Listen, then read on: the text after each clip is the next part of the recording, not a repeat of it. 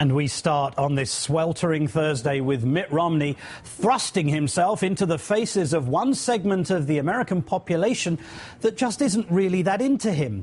Mr. Romney is at the National Association of Latino elected and appointed officials one day in advance of the president, trying desperately to seduce them into voting for him. Unfortunately for him, the president has a 34-point advantage with Latino voters and an equal advantage on the question of his recently announced policy on immigration. And the reason why, well, it isn't that difficult to figure out. My own view is, a lot of people just come here or walk across the border that have no skill, no education, and are looking for a free deal. Well, the answer is self-deportation, which is people decide that they can do better by going home because they can't find work here. Now, it's not just what Romney said, it's what he's backtracked on too. For instance, this is Romney during a Republican debate in January about the DREAM Act, the inspiration for the president's new immigration policy. And I've indicated I would veto the DREAM Act if provisions included in that act say that people who are here illegally, if they go to school here long enough, get a degree here, that they can become permanent residents. I think that's a mistake. And here is Mr. Romney, one pivot to the general election later. Would you repeal this order if you became president? Well, let's step back and look at the issue. Would you leave this in place while you worked out a long-term solution, or would you just repeal it? We'll look at that. We'll look at that setting as we reach that. So, how today does Romney address these problems? Well, in a word, vaguely. I will put in place my own long-term solution that will replace and supersede the president's temporary measure. As president, I won't settle for stopgap measures. Say that he inherited the economic crisis. And that's apart true. from other as yet ill-defined promises, Romney attacked the president's plan as short-term, made two references to Ronald Reagan and curiously decided this was the venue to briefly speak about China. I guess foreign affairs is not his strong point. And Romney's problems will only be compounded once the Supreme Court rules on Arizona's controversial anti-immigration law, which we're expecting next week. So what can Romney do about it? Well, he can cut a Spanish-language ad touting Hispanic unemployment. Bit negative, but I guess it's the best he can do. Or he could try, as he does in this letterhead, to convince Hispanic voters that Obama isn't working.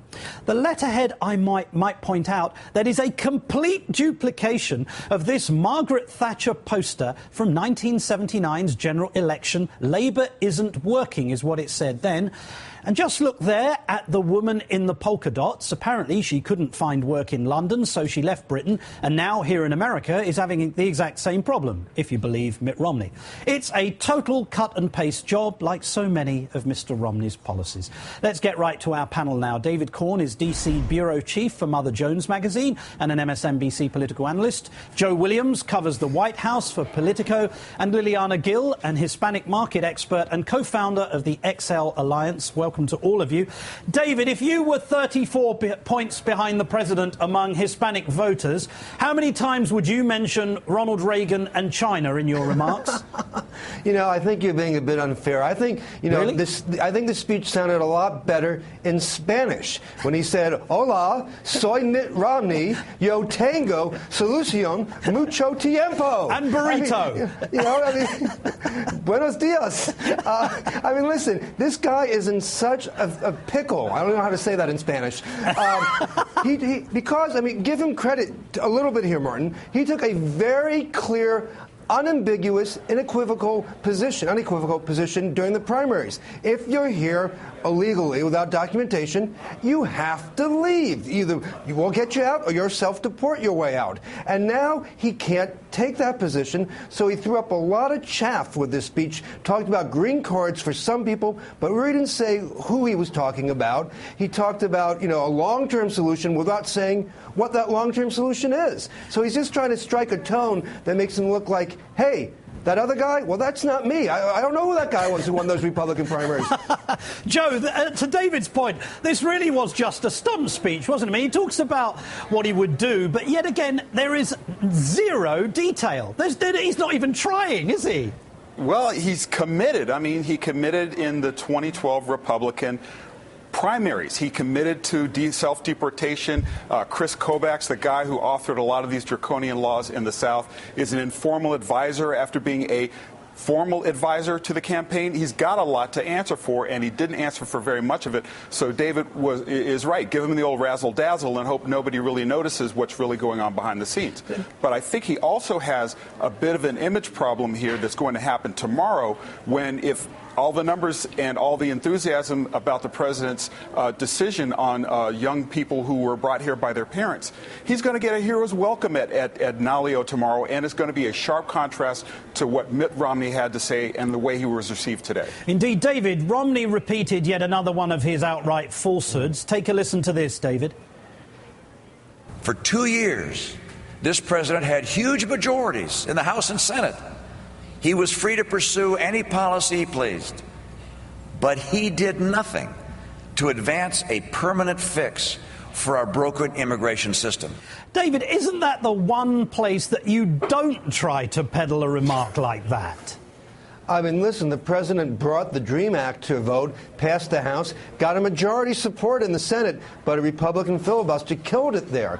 And he was trying to get, you know, the old reasonable Republicans like McCain and Lindsey Graham and others who, you know, you might have been able to cut a deal with on comprehensive immigration reform. And they all ran away. I mean, John McCain ran away because he had a primary to win. So it's just wrong to say that the president didn't try to do this. He didn't succeed, but he certainly did try to a certain extent. Indeed. Liliana, I want to play for you Mitch McConnell talking about the topic of immigration. Just listen to this.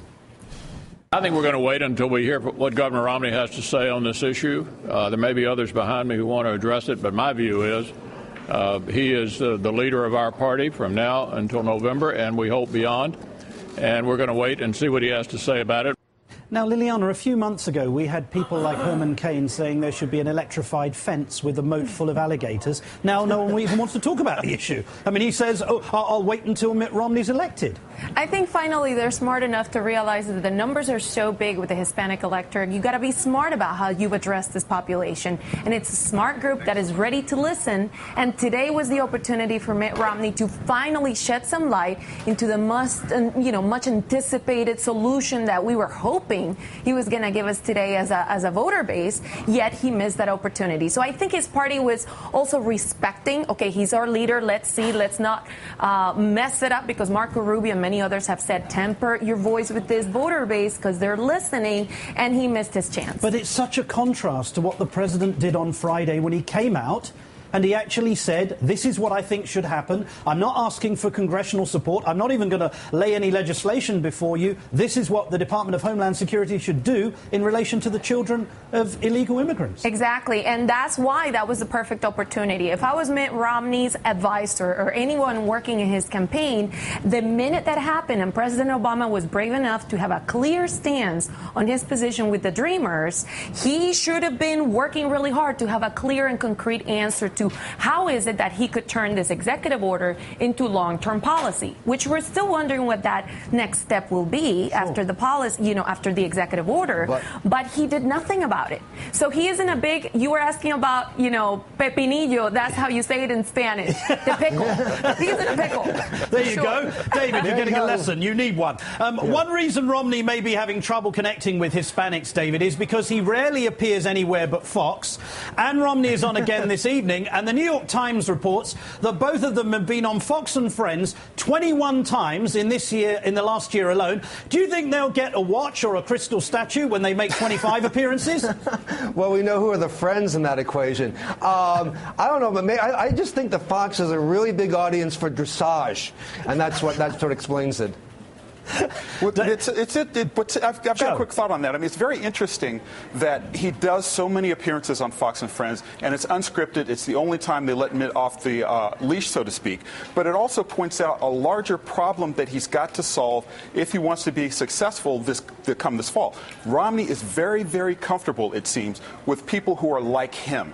That's one of the reasons why he seems so stiff and awkward in some town hall settings, why he can't relate to people other than that. But when he comes on Fox and Friends, they're like him. They're white folks who are very much relaxed in their own company. So it really is a very stark contrast, I think, and a problem that he has not been able to solve to date, and that he's going to have to work harder if he's going to try to compete. But wait a second, Joe. Bob Schieffer is white. But it was all. But there was only one of him, and he was only. Liliana. There was only one of him, and he was only asking. He was asking the same question over and over. You're right, Joe. Correct. And back to the Latino vote and maybe not being comfortable with the people that don't look like him. He has had opportunities to connect. He's spending millions of dollars of advertising, and yet he's still underspending when it comes to Spanish media. That is your opportunity. His son is perfectly bilingual. I will be leveraging that as well. Yeah. But it goes back to showing if it's not a true priority and not part of the platform, then it looks like an afterthought. And today we saw that once again when everybody was waiting for something clear. A wonderful summation. Liliana Gill, David Corn, Joe Williams, thank you.